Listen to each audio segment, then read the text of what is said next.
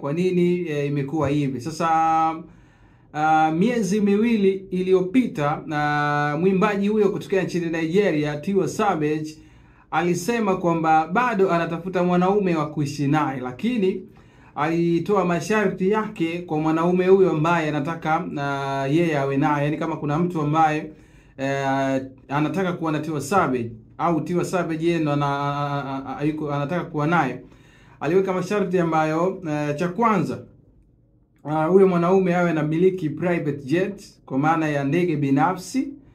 Lakini pili, akasema kwamba awe anamiliki yacht, yani boti ya kifahari, na pia asiwe na uhusiano wa pembeni wala mama watoto, yani maarufu kama baby mama. So hayo aliyezungumza na miezi miwili iliyopita kwenye mahojiano yake na Apple Music aliyoyafanya hivi karibuni nchini Marekani, na kuibua mjadala mkubwa sana mtandaoni kuhusiana na Tiwa Savage kuseti hiyo standard ambayo inaonekana ni kama kuatishia kuwekea, yaani kama unaweza kusema mtu anakuwekea masharti magumu hivi kwamba bwana wewe pale wewe utoboi.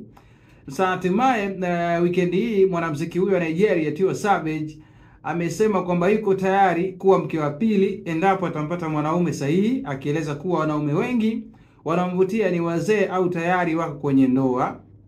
Hapo sasa ndipo palizua gumzo, na Tiwa Savage amezungumzia hayo kwenye mahojiano aliyofanya na Lip Service podcast ya Marekani, ambapo Tiwa Savage alifichua kuwa amefikia hatua maishani ambapo chaguo la wanaume limepungua kwa upande wake. Tiwa Savage anasema, ni kama sugar mama, lakini sipendi kuwa hivyo. Wanaume wanaoweza kunioa sasa hivi wako kwenye miaka 50 au wameoa. Kwa maana huyo ni Tiwa Savage akiwa anazungumzia, akasema kwamba kwa hiyo nadhani naweza kuwa mke wa pili.